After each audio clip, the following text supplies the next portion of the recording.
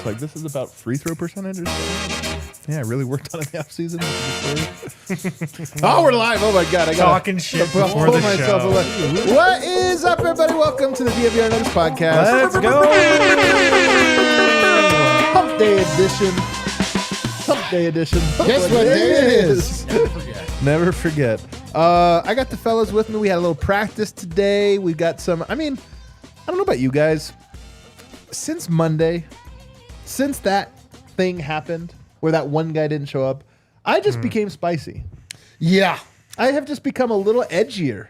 Nice. I love that for you. Yeah, dude. We're in spice mode. I'm in full. We can call us the Spice Boys. Let's not, though. Let's not do that one. We got a lot of good stuff, though, guys. The topics are going to be a little spicy, a little interesting, and then there was some good fire from Malone, man. You want to talk about pissed off and riled up? Michael Malone in a good mood, but you could tell he's irked by some of the things that have been said this week. We'll get into all that. I got the fellas with me over here. No Subus for you, Brendan Vogt. Very, very close to wearing the Subus today. Where are they? Very close. Did you find them? I did find them. Where were they? Yeah. We hit them in there. Yeah. Oh, They we is did. us. We hit them. And then they We forgot, did. So I couldn't. I just didn't have my Subus. Did you ever consider giving those to someone who's experiencing homelessness? You don't want to go with that one? Not touching that one? All right. Over here, guess who's back, everybody? He's back. Yeah. Harrison Wynn. I am back. I missed you guys. Good to be back in on this couch. Arguably, the two biggest wins of the year came in your absence. What do you have to say about that? Is that uncomfortable? No.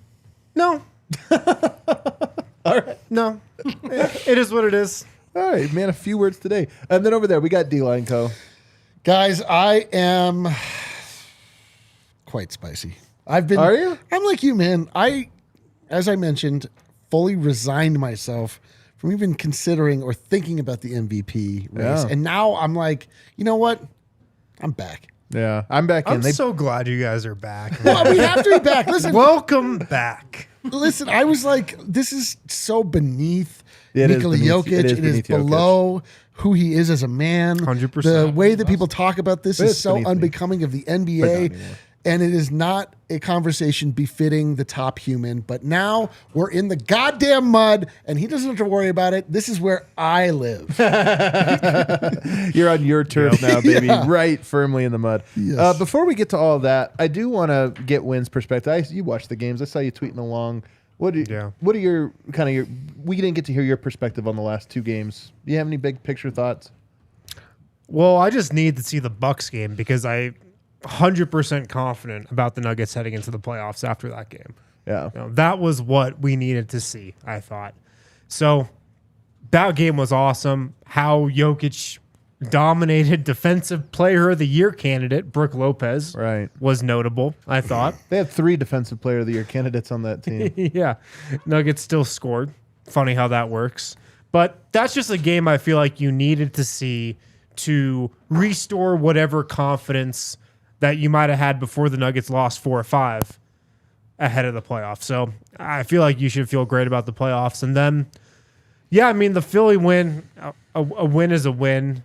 Yeah, that's really all I have to say about that game. But the Philly win to me was like I don't want to call it a great win because nobody played for Philly, but they dominated that game. And then I'm telling you, in our minds, they blew it in the fourth quarter. They didn't. They blew it in the last 3 minutes. Yeah, they didn't. I rewatched that game. It wasn't in your mind, you're like, man, then Philly climbed back into it. Only at the very last 30 seconds. I didn't even go that far. I mean, I knew that's what it was.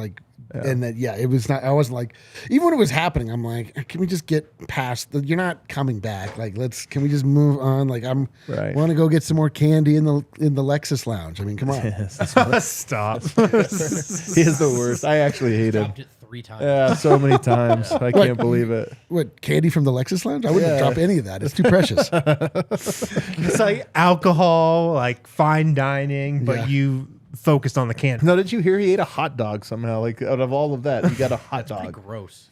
I forgot to mention, I also had a slice of pork tenderloin in there too. See, that's what I thought you would have led with. Yeah.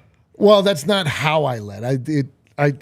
You didn't watch the show. Don't No, worry. I didn't. No, I didn't. All right. Well, we're all feeling somewhat confident about the teams. One question that wasn't asked today, but I do think as you go through the schedule, I'm telling. The more I've covered the NBA, the more I really do think that the schedule dictates most stories and storylines.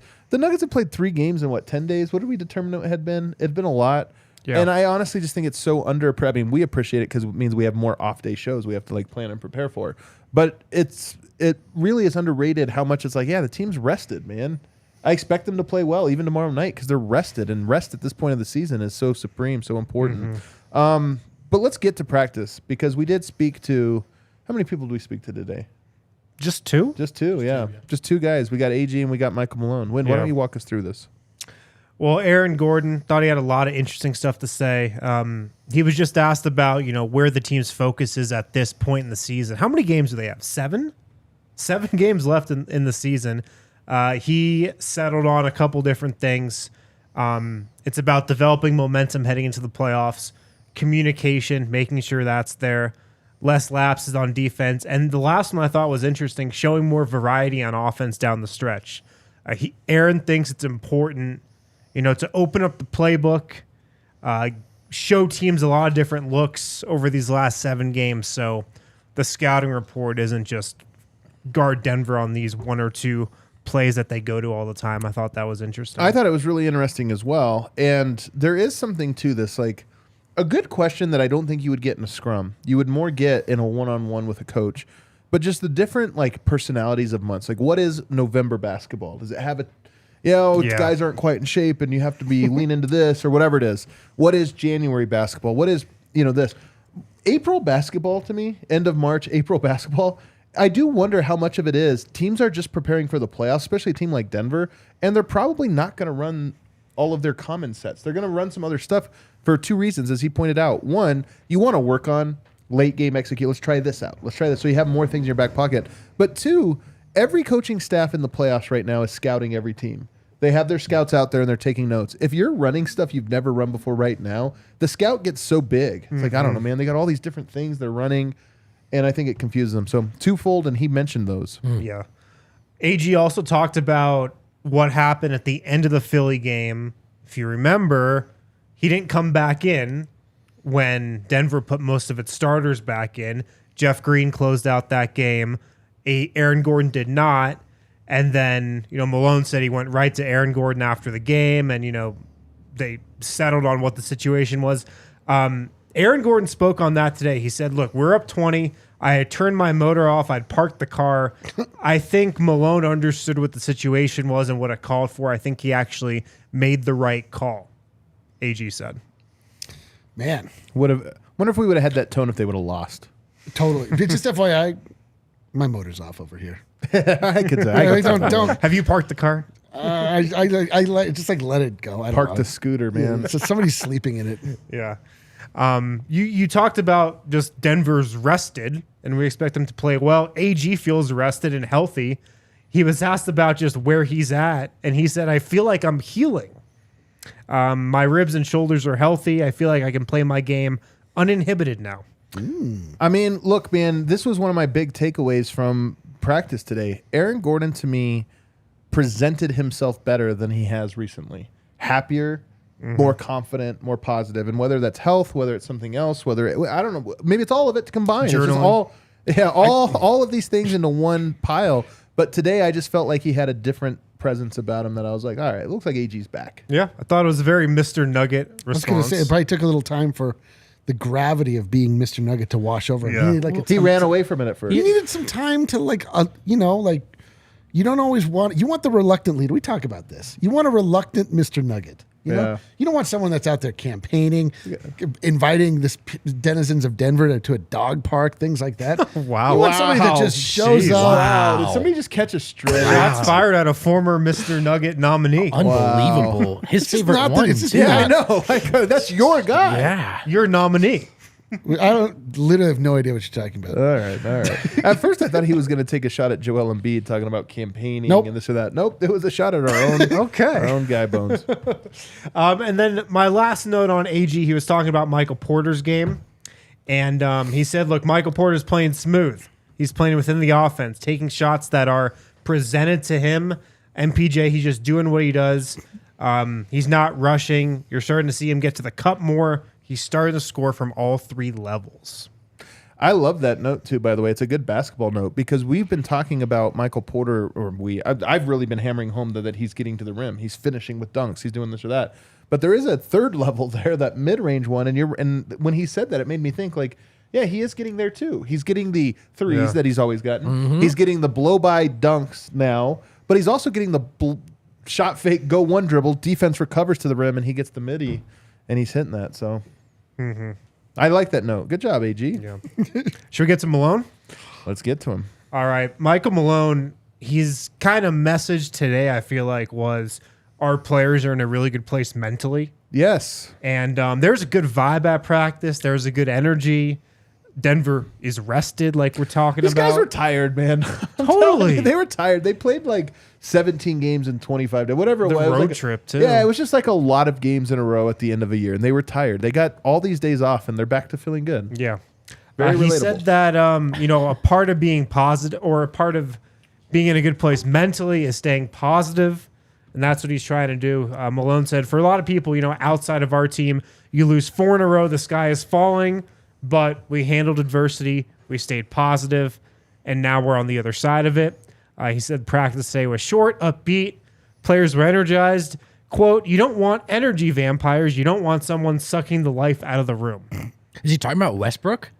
I mean, I'm just kidding. Sounds like no, Eli to but, me. No, but remember- that's the quote. Yeah. Do you remember they got killed for that quote? And it's becoming pretty clear to me. This is definitely just a term that people use in locker rooms. Just an in the NBA term. Yeah. Energy vampire. Energy vampire. Like they got Wait, killed. did he actually for that. use the he used He did. it? He said energy vampire. You're right. Verbatim. ESPN got killed for their context of that quote, but I think it might just be an actual term inside locker rooms. Right. Well, when you single out somebody and apply it to one guy, Well, yeah. That was fun. and then you trade that guy. Is it? I guess it doesn't matter. I don't know if it's a common term or if now it is. Energy I don't vampire. know. He heard it. Maybe- then. maybe I use it now all the it time. is. Haven't you ever seen? Shut I'm serious. Haven't you ever seen the show What We Do in Shadows? Is There it is from a show? No, it's a term, but they have a character on the show great bit. that is an energy vampire. It's so funny. Really? Yes, they have the blood drinking vampires, and then they have the energy vampire that just walks around the office. And Okay, so tells that's clearly where banal it's from. stories and like sucks the life out of everyone because All right. it's a real term. Yeah, that's clearly where it's from. What show? It's What not. We It Do in didn't the Shadows. originate Oh, in that, but it just whatever. is. It hints or shows that this is a larger concept than an NBA It makes centric sense. idea. Okay. Makes sense. Okay. Michael Malone was talking about Jokic's defense. Get a load of this quote. Hatchet jobs are made about Nikola's defense. I don't know who's paying some of these people to write these articles. They're just so one-sided. Hatchet job is such a good one, man.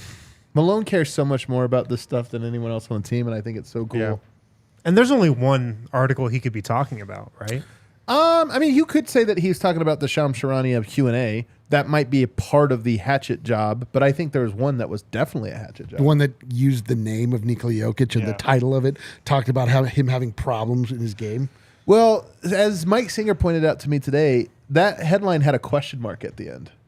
Even more cowardly, I'm telling you. You get into the details of like where how Embiid was calling out Jokic, but then you're like, but he actually never said his name. He just made Yeah. it very clear that's who he's talking to, which makes it even more cowardly. It's the same with this, like, Jokic bad at defense? Question mark. It's like, well, just say it if you're going to say it, and man. then it's like the first sentence. No. Anyway, yeah, exactly. Just say it. Just come out. It's also just I like- was just asking the question. The problem with Embiid's game, he skips them. yeah. Not present. Yeah. Malone said he does get sent articles from his mom and sister, and coaches show him stuff too. This was great. What's the worst thing you've ever written or said that you think the family has sent? Yeah, yeah. Michael Malone. I mean, I'm sure they've sent him Oh everything. my God, dude! Do you think? They clipped the show on their phone. Or like, what did you see what Win said about you? I wonder if Michael Malone has ever received a tweet of mine from his like sister. Can I spoil something for you? He has. I'm telling you, he has. Damn. This is the Damn, way it that's works, tough. man. That's People tough. in this very show might have gotten a tweet sent. Oh boy, that is that's tough. what they're saying, huh? Yeah. But more Malone on that point, he said, quote, people are going out of their way to prove a point. What is the motivation? What are they trying to accomplish? They're killing this guy, but trying to promote someone else. Well, just do that. Promote your guy. Malone on the media, man. He's got a lot of takes on how the media should operate. Yeah. My final note from practice, Vogt goes injured again. He walked off the floor with a limp. He landed on somebody's foot during practice today. So What was the giggle for? it's just like, did we curse him? It's just, Yeah. it's a That was valid us? question. We gotta stop having rotation guys on. Hey, good news, he wasn't playing anyway. Actually, not good news, bad news. But Right, I know. well, here you go. I know. What a bummer that he gets injured. Any other? What are your thoughts? You were at practice today. Yeah, it was. I thought the AG note was really good. The presence that he had, it was there. I think it was probably about a month ago now. He had that awesome presser where he walked us through his mental health routine and stuff, and it was kind of the same energy. I think being healthy's got to feel great. It was good to hear him also put his words on that. Do you not feel healthy? No. I'm just You saying. said Like, I imagine feeling healthy. well, I'm just saying like the relief of like Sure. his game particularly is built on physicality, and he was hurting, and I think it's probably nice to be on the other side of it. But I think for him, it started with that Milwaukee game where it was like, hey, this is an AG night. Like we need you to go just defend Giannis and do a good job, and he did. And he got credit for it. I think maybe that kind of got him going a little bit. But I think the vibe is good right now, man. I think these Bucks and Philly wins had the effect we were hoping they would of like, all right, everyone kind of relax a little bit in a good way, not chill mode. Just you don't want you don't want to white knuckle your way that. through this part of the season either. So All right. Yeah, I mean, truly, we talked about this earlier. Like, just to bring this back up, like, did the Nuggets peak too early? They did it perfectly. Like, they truly, like, now they're ramping up. They have enough time. Like, the vibes are right. Like, other teams are reeling. The Nuggets are starting to surge. Like, if they are able to ride this momentum, have that little dip where, they needed to just be a little bit less focused, and then they're able to lock back in with enough time, it's like perfect.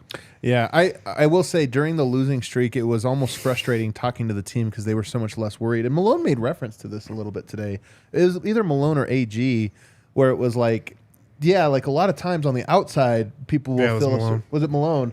But on the inside, like we knew, stay confident, we're going through it, and we'll bounce back or whatever. And they honestly, their attitudes through all of it has been that way. Like, are you worried about this? Like, oh my God, what's going on? They're like, guys, we're fine. I asked Murray, they had won like one game. They beat Brooklyn, and then they came back to Denver. I asked him, like, is there anything you personally won't need to accomplish the rest of the year? He said, no, like, quick. I was like, no.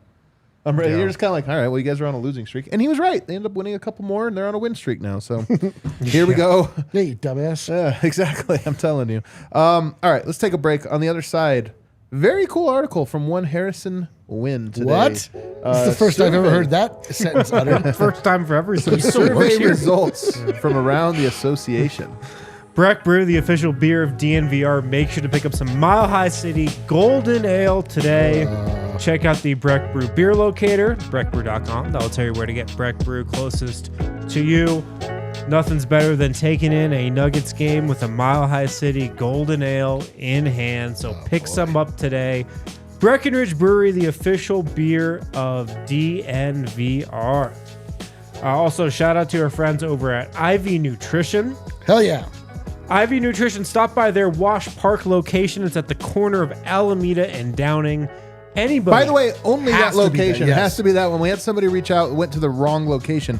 It's the Wash Park a good location, note. Alameda and Downing. Specifically that one. I We will always make note say of that. right behind the Starbucks. Right behind the behind the Starbucks. You're already going to go get a Starbucks. We know you. Just get some IV treatment while you're at it. It's at Get the so much water corner put in you, you know? of Alameda and Downing. Mention DNVR when you come in. Get 50% off your first IV nutritional drip. That's a huge discount. Massive discount. Call them 720-259-4404 for more info. IV Nutrition, corner Alameda and Downing. Mention DNVR, get 50% Also, off pro your tip, first pro IV tip. drip.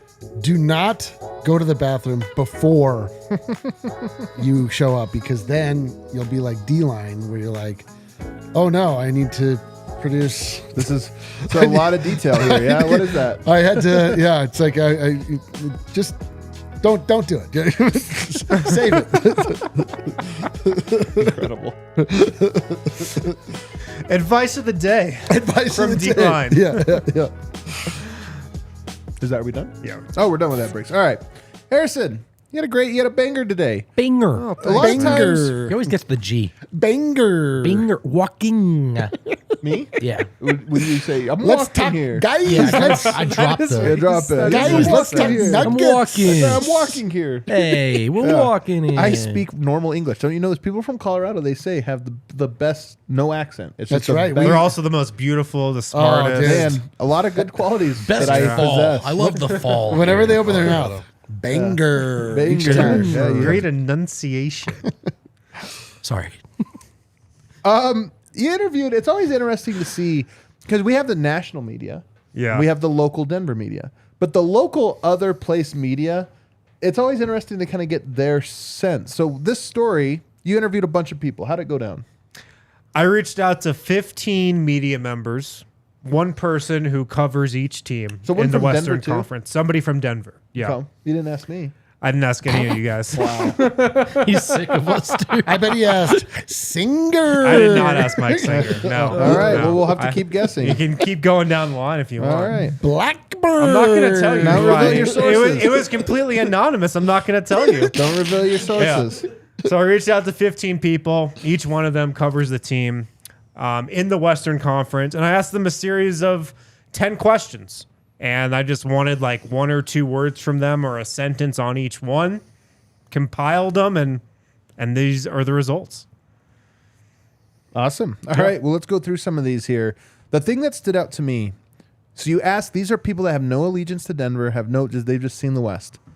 You asked them who the best team in the West was, and almost unanimously people said Denver. Yeah. 12 out of 15 votes. Yeah. I'm very surprised by that. Are you guys? And keep in mind, this was done over the last week. Right. So this is kind of coming off the stretch where they lost 4 or 5. I'm telling you guys, Bontemps' straw poll comes out either today or tomorrow or Friday, sometime in the end of this week. And it coming on the heels of that Embiid ducking, I'm telling Yeah. you, this is why when you ask like how much does it actually affect the MVP, him missing, if the straw poll was next week, I feel like it would have been less. But the fact that the straw poll is coming out at the exact time when he is at Embiid's stock is at Man. its all-time low, He might lit- actually hurt his Joel results. Embiid could not have played this word. He could not have possibly played this word. You know what's funny, man?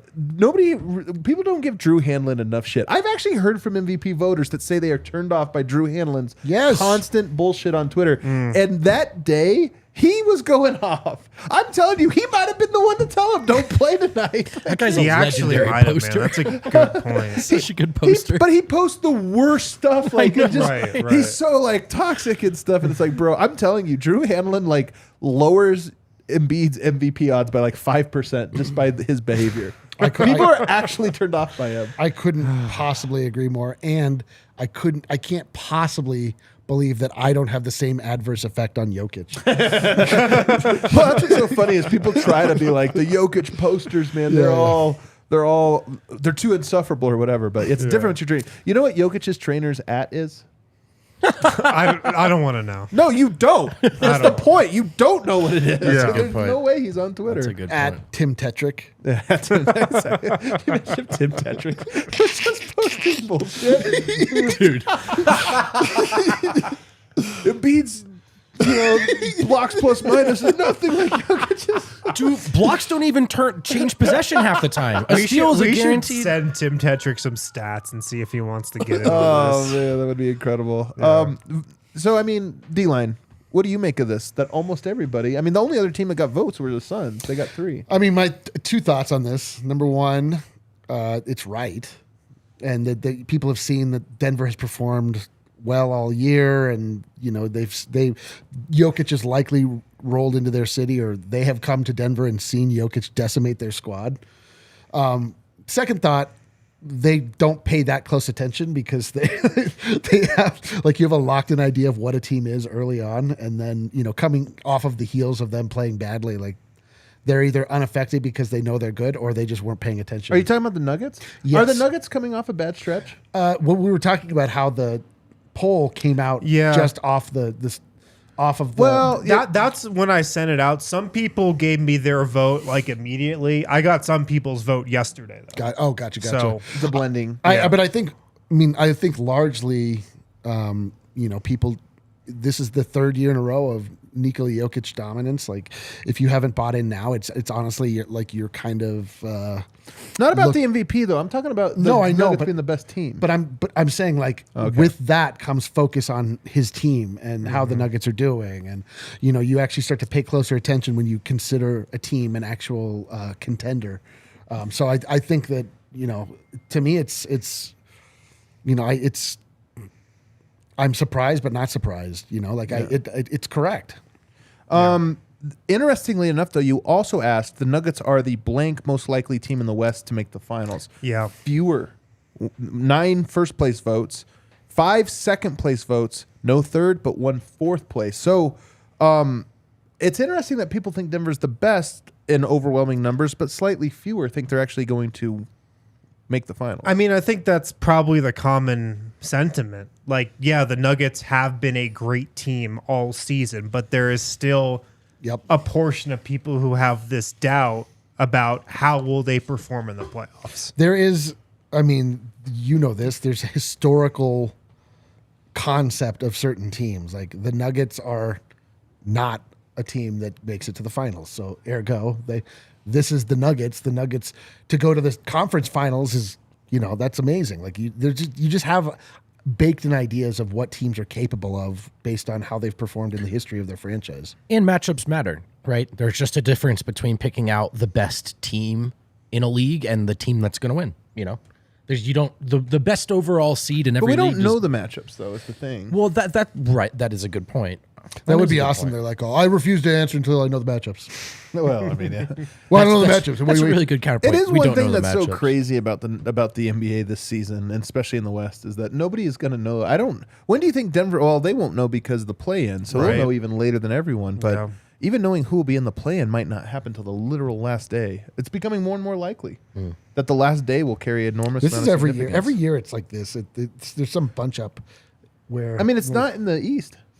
Yeah, but it is. It's somewhere in the NBA that's like it actually becomes interesting. Like game 82, for example. Yeah, but this is the most. Usually, you're right. There's one battle, maybe 2 battles. So right now, the idea that you can go from 4th to 11th between it's now and crazy. the end of the season It's is wild.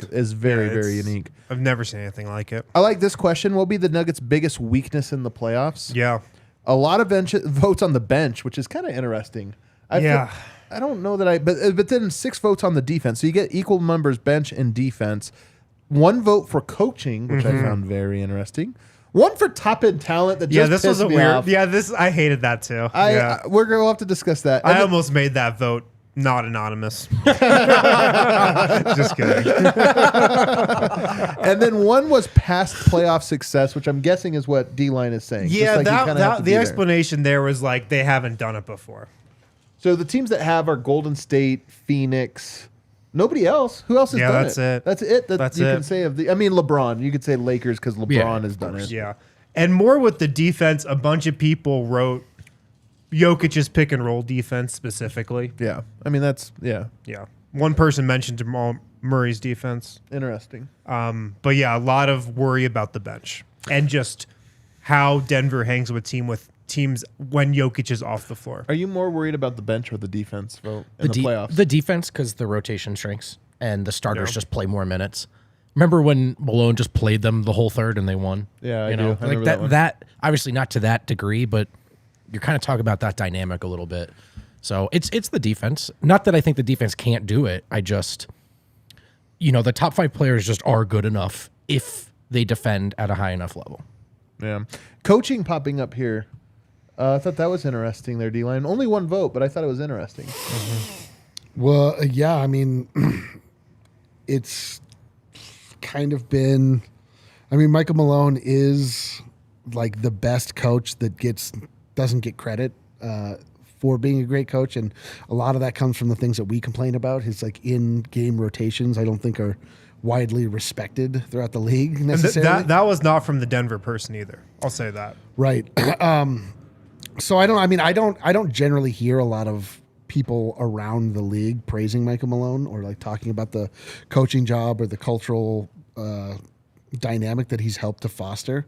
So I'm not that surprised. I mean, it's like another thing of just you don't quite have like a true appreciation because it's an outside point of view. You don't pay that close attention. Sometimes, like me, I'd be like, my Budenholzer, like he sucks. He's not good, whatever. But he actually is good, I think. Or maybe he sucks. I don't know. He's actually very similar to Malone. Yeah, I was gonna say the thing about Budenholzer is he never changes. He's very principled. He never goes away from his. That's Malone, right? They won a championship out of it. And they won a championship out of it. And the pressure on Bud before Giannis, like that was Giannis's Jokic year. Here's the thing that I think is most pertinent to this conversation we're having, though.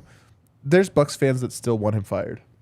Oh yeah, that's the thing is that Steve Kerr saying, "Well, Spoelstra. I don't think anybody People want Spoelstra. No, people don't want Spoelstra fired or Steve Kerr fired, but it doesn't stop people from criticizing them. I think both of them, like the fan bases, don't want them fired, but they do hate them. Whereas opposed to like a Budenholzer, I think there's actually a lot of people that want Budenholzer fired, which is just an interesting one. Yeah, and it just shows you that if Denver won the title, we have this picture in our heads of what it's like in the Promised Land. Nuggets win a title this year. Nobody ever criticizes Jokic again. Oh god! And everything. It's like next year, Nuggets win the title going 16-3. It's worse. And then next year they're like, yeah, somehow it's just like all the same storylines, and it's like, wait, I promise, I refuse. I will not be that guy if they win the championship. To what? To be complaining about everything. Oh, I'm not even saying internally. I'm saying external. A lot of this comes from the external narrative of like, well, what has Denver ever done? They had that one title in that one year, you're like, hold on, what? Harrison, they win. Christian Brown looks amazing. He's not in the rotation next year. Well, I mean, that's just not going to happen. You're giving me scenarios that aren't going to happen. I don't know. It's so true. I'm just testing you. It's so true. I'm just testing you. Oh my! The bench is terrible. Every non-Jokic minute's know. horrible. It's like, is this guy? I said I'd never complain about Jamal's shot selection again after he was hurt. Well, you should have made that promise. I want to go to this next one, and I'm not going to spoil all the questions. I mean, it's a great article. There's, I think, 10 of them. Is it 10 questions? 10 questions. 10 questions, but one more I do want to go to. If the Nuggets don't reach their playoff expectations, what should happen next? And by the way, people also answered what they felt was the right expectation for the Nuggets. But I like this one. 9 votes for run it back / retool. Run it back and retool. 4 votes for making a coaching change. Yeah. And then 2 for consider trading Murray and Porter. Now, you could say these are an escalating order, right? Run it back and retool is like, that's what every team does. Just stick together. Making a coaching change is the first move you make usually when you're trying to do something. But the big one is, does the Denver get to the point where it's like, hey, this ain't it, this combo of players? What I like about this question is, if I were to ask you, D-Line, if the Grizzlies don't win it this year, if they don't make the finals, what should they do? What would your answer be? Run it back and retool? I think that would like amend their little dance. Like I'd get like a more powerful Dude, dance. I saw somebody, Kale will appreciate this. You asked the wrong guy. I saw somebody today that said, Oh, I saw what if the Bad Boys Pistons, but they all were drama kids? Theater kids. Yeah. They're all theater kids in high school. We should call them the naughty boys. Dude, it's so true. Like doing this and like looking at the camera and like really getting into it is like the least intimidating thing you can do. Can you imagine you? How did they come up with that? This specific move is the worst. Yeah, the fingers. They're like, oh, watch out, guys. Here comes the Grizzlies. When you're a jet, you're a jet. We're about to slam that basketball so hard on you. Gotta get your head in the game. But like, what would they do? I mean, truthfully, for the Grizzlies, they are such a young team that they can sort of work around the margins. They probably would look to. I don't even know. Like maybe. Well, they lost. Man, their thing is they lost a player that might miss next year. They're in a Nugget situation. where it Totally, might cost but them they too. at least like it. He's not as big as Murray, yeah. but Yeah. still, it's a big enough piece that you're like, damn, that's tough. Yeah, but it's also, that they are clearly in a place where they have the concept of their core and the concept of their team that now they would just try to, Run it back, retool. Run it back, retool. I mean, there's teams like I want to run the through Hawks this though. or Hold on, whatever. that's why I go, want to go, do go. this. Gotcha, So if it was gotcha. Sacramento Kings, Retool, run it back and retool. Yes. If it was the Phoenix Suns, run it back, retool. if it was the Golden State Warriors, I mean, they're kind of at the end of something, but Yeah. probably They might be it's- at the If they would actually, if they falter like hard, it would actually be very wise for them to blow up and like really start new while they're. But you have pieces Steph. still- I know, but I'm saying financially like, speaking, you're not trading Steph. Even if it was the right Maybe so. basketball one, it's like, man, we make. But I mean, like if you're 100 talking about times like more money. what was actually in the best interest for the long term outlook for the team, if they have already, if they've shown you that they are just full diminishing returns and the high is not high enough anymore. Yeah. Yeah. They're not chasing that. Then it's like, okay, you would be smart to trade Steph to then a contender, get like really, really premium assets back, and try to rebuild that way. I want to keep going through here because I'm just trying to make a point here. Timberwolves.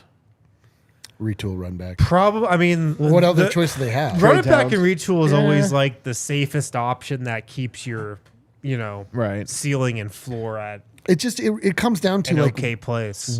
which direction are you trending? They're a unique one though because Yeah. the retool might like Towns is a star that also might be part of the retool. That might be a tool you don't Right. need. Yeah, that and might be different the one. next Well, I mean, move. they can focus on drafting in the first round in 5 years. Jesus Christ. All right, last one for you: the Clippers. The Clippers. blow it up. Blow it up. Jesus. Yeah. Blow Like, it up that's a now. definite blow it up. My point is, I was at first shocked that so many people said if Denver lost this year, came up short of their even just making the Western Conference Finals, that they should just run it back. But when we just did this, all but 2 teams were run it back for us too. Like Right. I do think that when it's not your team, when you're just trying to speak more from a 10,000-foot view, it's like, hey man, it's hard to win in the NBA, and just like you got a good thing, just keep trying with minor tweaks. And that's how people view Denver, even though when you're in the weeds, you might view it a little bit more of a like, this might answer the question of whether or not this is it. Denver's, I think, also in a position where just naturally with where they're at, almost has nothing to do with the job he's doing. I think you would look at a coaching change before you would look at switching out the core. Because right now, they have one of the longest tenured coaches in the league, and everything they need, they believe on paper to go do it. If you fall short, I think that's probably the first place you look before you look at a major shakeup. Jokic as the blank best player in the West, toughest matchup, biggest X factor for the Nuggets. All of that and more in the article. Really Also, good which stuff. rotation player do you trust the least? Which was a good question. Very, very interesting Yeah. answers in there. So check it out, guys, on thednvr.com. Let's take a break. On the other side, let's talk about season's almost over. Let's look back on the year and try to figure out what some of these big storylines were and if there's any that are still lingering. When you get hurt, Backus and Shanker is here to help the Nikola Jokic and Jamal Murray of the law game. Let's Backus go. and Shanker, they win for Colorado families, been helping those in Colorado who are seriously injured. For more than 25 years, they've won over $1 billion for their clients. If Yoke played for the Nuggets for 25 years, he would also have won $1 billion. Probably like way over that. Way well over $1 billion. 25 years, man. It's a long time. Backus and Shanker helps with all kinds of injury cases where you weren't at fault. Car accidents, motorcycle, rideshare, pedestrians, trucks. They even help you if you're injured at work. Call them 303-222-2222 to find out if you have a case for free. Backus and Shanker wins. Also, shout out to our friends at Illegal Pete's. They got a location just down the street, just down Colfax from the DNVR Bar. This episode of the DNVR Nuggets Podcast brought to you by Illegal Pete's this March. Donate by drinking. It's as easy as that. Illegal Pete's is teaming up with Tito's and Denver Youth on Record to help raise money for future musicians of Colorado. For the entire month of March, Illegal Pete's is donating $1 to Youth on Record for every vodka fresh press sold. Stop by one of their 10 Colorado locations. Order a Tito's Fresh Press. You know your money is going to a good cause. You know where me and Vogt ate today for lunch? Where is Let me that? guess. Illegal Pete's. Oh, what? It was Illegal Pete's. God, I can't believe I couldn't come up with that. Yeah. Shocker. Guys, let's talk about some of the big storylines about this year, just because I think it's kind of interesting. A season moves so slow that you're kind of almost like in it, but then you step back and think about the big picture stuff. It puts it in perspective. What do you think if you could whittle it down into one singular thing? Love that verb. What do you think it would be, whittle? Whittle. That's a good That's one. Yeah, that's a real country word, you know? It's good enunciation storylines. on You go to the this one. spit and whittle. For me, you guys know where I'm going to go with this. Michael Porter Jr. Michael Circle of Trust Jr., man. But I think this is a really, really good sports story, man. I think It really is. alongside Jokic too, and happening here in Denver, I think Porter's situation might truly be unique. Legit number one overall caliber talent falls halfway through the first round due to straight up red flags, do not draft medical stuff.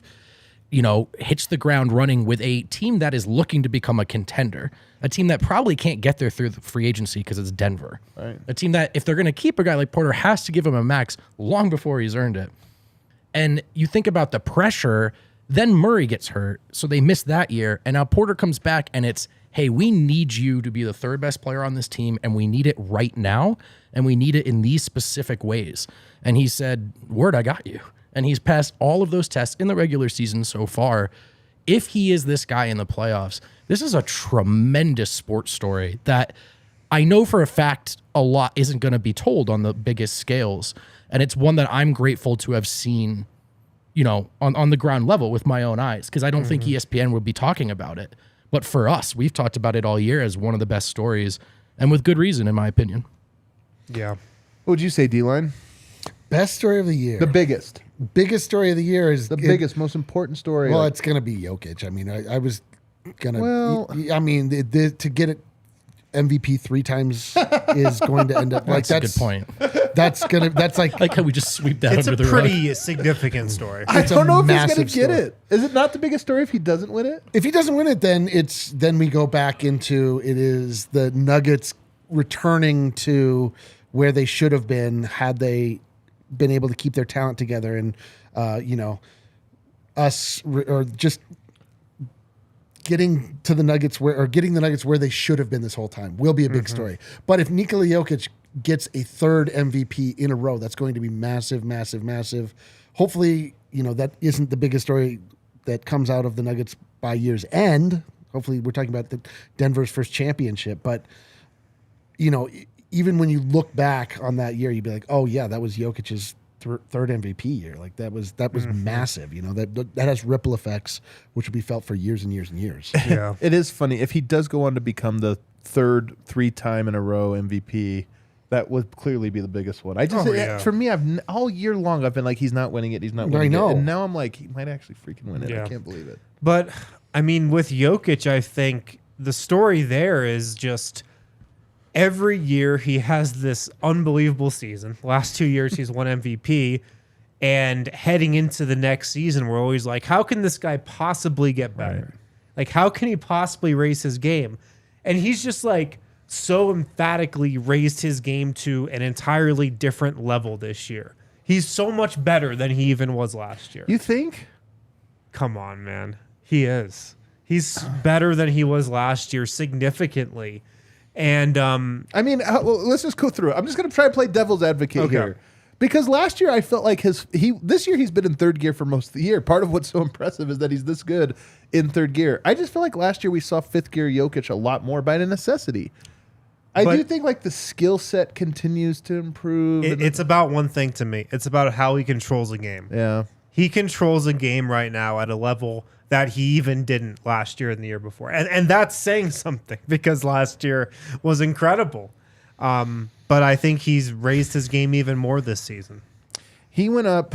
It's funny. His effective field goal percentage has now gone up 4 straight years. It went from 56.5% to 60. That's 3.5% increase. Then it goes from 60 to 62, 2% increase. And then this year, 62 to 66.5. Yeah. Like, he keeps getting more efficient each year. Now, I think a lot of it this year is circumstantial, more spacing or this or that. But there's also something, too. He's always known what his shots are and what they aren't, at least relatively to most players.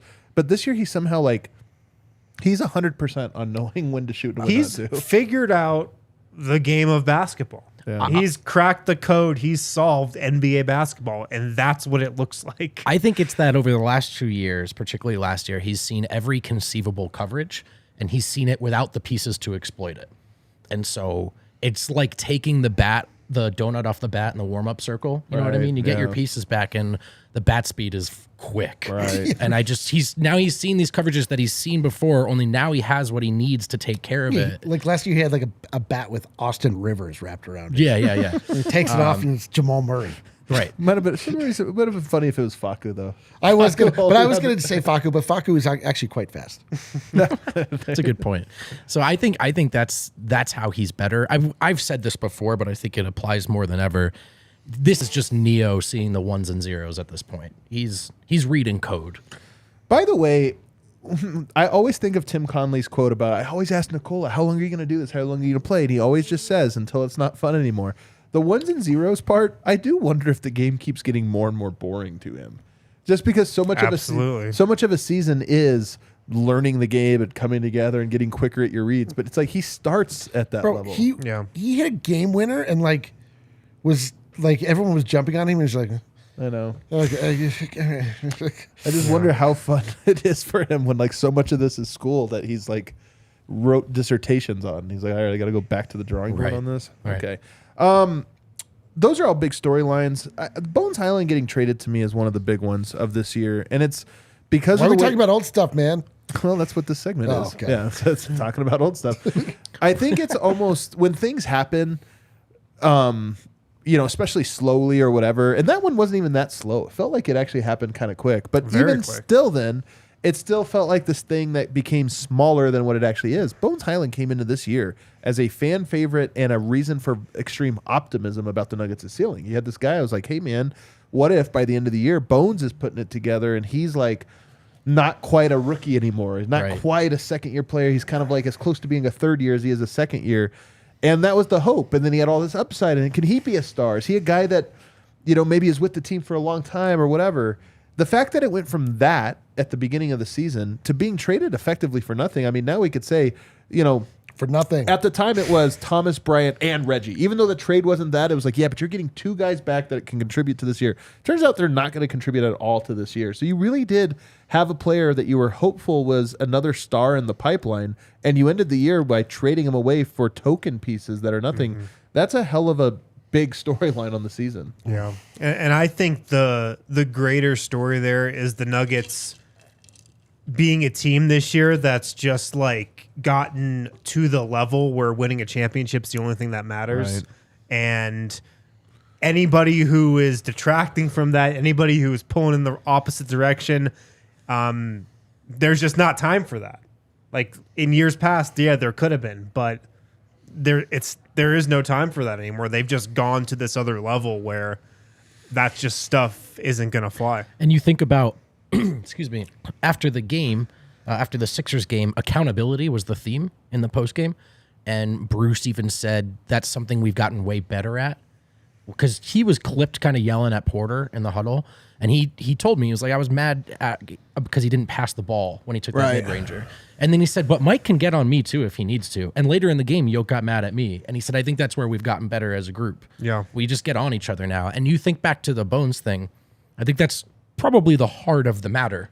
There was some constructive criticism to be heard, and maybe it didn't go as well. Can I tell you something on the specific one? And you were there seeing this, D-Line. You saw the whole interaction with Bruce Brown and Michael Porter. My thing is this. There are the right reads, and then there are guys that you want so locked into shooting that I don't care if they miss up a read. If Yoke misses that, I'm upset. If Murray misses that, I'm upset. If Bruce Brown misses that, I'm upset. Michael Porter, I want in kill mode as a three-point shooter, especially in transition. And if he takes a B- shot where he could have got an A- pass, I actually a lot of those I let go. The craziest thing is that it came after a wide open dunk that Porter ended up getting. So he ended up getting a dunk. Yeah, they that scored. was the play that was upset. Yes, they scored. Porter ended up. There was a shot. I'm on Team Porter on Porter this. missed it. There was a good rebound, and then Yeah, Porter me was too. found under the basket where he went, and then ended up getting a dunk. And Bruce Brown was pissed. The point being, though, right, like Malone has talked about this with this core in years past, that they don't do it enough. They're not vocal enough. They don't hold each other accountable, and it can't just be him. And I think that's true. And between what Bruce said and then the anecdote of Jamal speaking up at halftime, I think this is one area where the team has taken a step forward.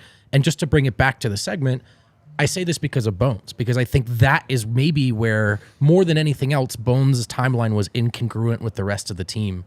And it's just an interesting story for several layers of reasons. Couple other stories. KCP and Bruce fitting in. I think it's underappreciated.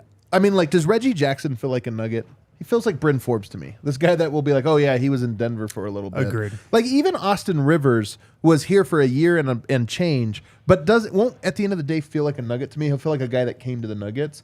I think KCP, maybe this will change, but he just feels like a Nugget. And Bruce to a certain extent feels this way. We'll see how time does it, but both of those guys coming here and almost immediately being like, oh, those are our guys. I think that's an underrated storyline. It's not true of every player. Yeah. You gonna think of Thomas Bryant as a Nugget? Hell no. I barely D-Line? think of him as a basketball player. Jokic triple-double average, I think, is like, it's funny how much this is not a story. Can you imagine if I would have told you at the beginning of the season, all right, here's the situation. Nikola is 6 assists below the threshold of averaging a triple-double with 6 games to go.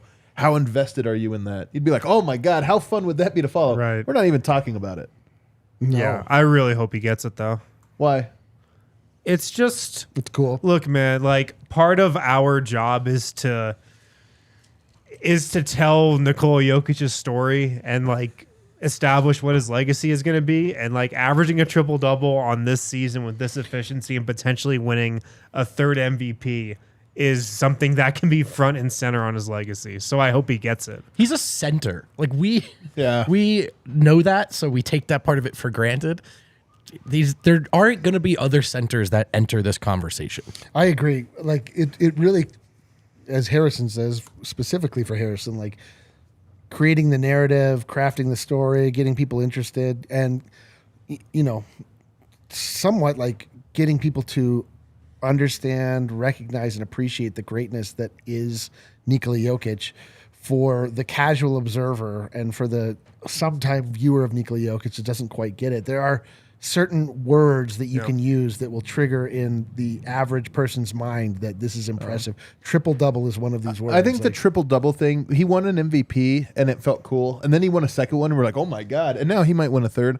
I think the triple-double might be the next one of those where we're like, he could average a triple-double. Yeah, like, next year, averages a triple-double. Because the year after that, averages we're a literally at triple-double. the point where we have to legitimize his That's what Westbrook MVP did. somehow.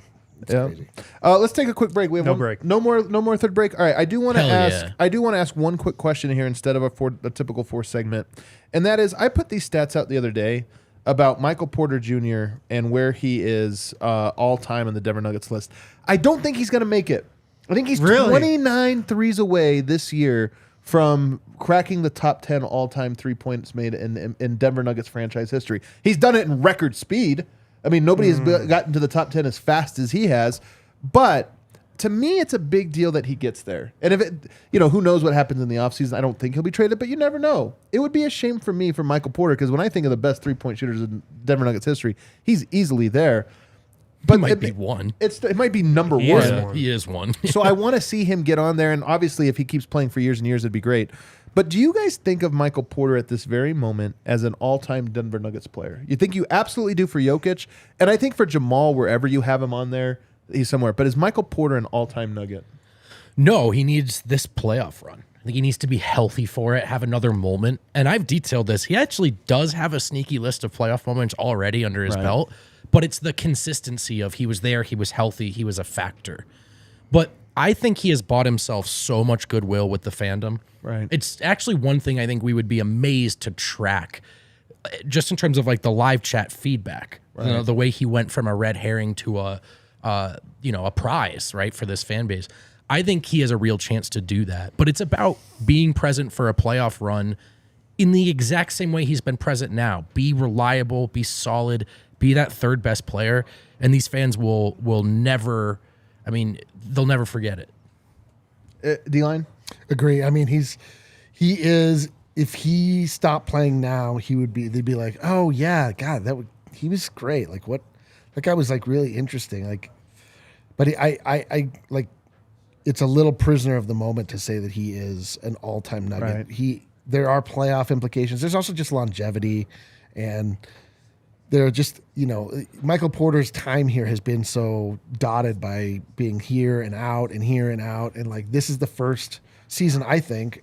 I mean, maybe there was another, but this is the first one that really feels like he has been making a real push and making a real impact, like pretty much all season long. And like, it really feels like the storyline isn't like, oh man, he's not playing, or, oh man, like there's, he's saying weird things on the internet or like, whatever. Like, this is just like basketball. This is just, Porter has just turned into like a very, very solid player. And, like Vogt says, he either comes through playoffs or longevity. And so Agreed. LaFonso Ellis is an all-time Nugget, and I think they've played probably similar minutes. Yeah, because he had but the he was playoff. and he was, yeah, you're right. Playoff series, the face of this or that. I think Michael Porter's very close, and to me, I want him. I just like Michael Porter so much, but I do think that part of it is cracking into that list. I want him to be in the top 10, even though if he's there, he'd be the first one cut next time somebody comes around. But I hope we get him for multiple years. But I just think it would be cool to go into the playoffs with 2 guys in the top 10 and your 3, like your 2 of your main shooters. Hey, we've talked a lot about what a chance Murray and Jokic have to go down in basketball history together, right, and in Denver Nuggets history together. It'd be pretty cool if we're talking about all 3 of these dudes. That would be pretty cool. All right, everybody. Thanks so much for hanging out with us. Buff Show is up next. Hit that like button on the way out. And tomorrow, Nuggets Pelicans. Pelicans are in town. They're on a big win streak.